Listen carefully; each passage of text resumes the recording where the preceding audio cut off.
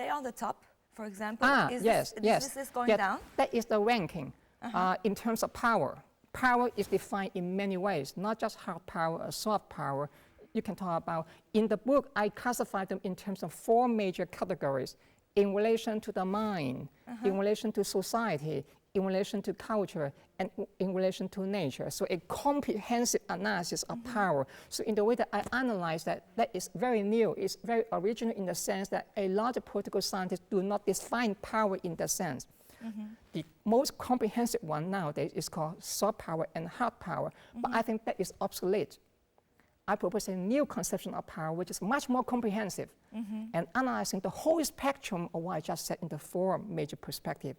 Now, under each, you can further subdivide them. For example, under society, you can further subdivide them into social institution, social structure, social organization, and social system. Under culture, you can talk about language, ethics, folklore, cosmology, religion, and so on and so forth.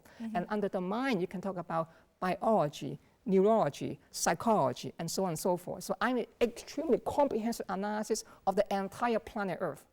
And I'm predicting what this future is going to emerge on Earth in the next few hundred of years, starting from now until that one. But we are still at the beginning, very beginning of the new order.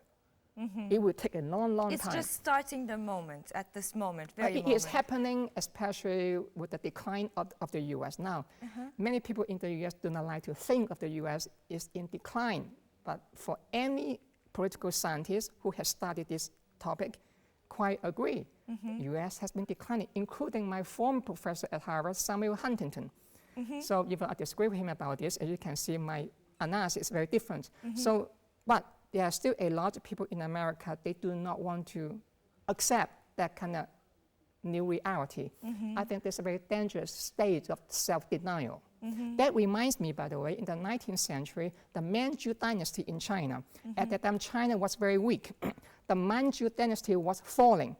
But the emperor, together with all those kind of people, they denied that China was falling. They said, no, we can beat the barbarians, the Europeans. They did not. They fell. Maybe the same thing happened to the Ottoman Empire on the very last days. It is not unique. It's true for all empires in history. They rise and they fall. When they fall, they will not recognize it. They will deny it. They will do everything that they can to keep themselves from falling because they do not want to fall. It is very human nature. When you fall, you do not want to fall either. But only when you get beaten by the competitors, then you have to accept the final fate. So the U.S. is going through that kind of very painful transition.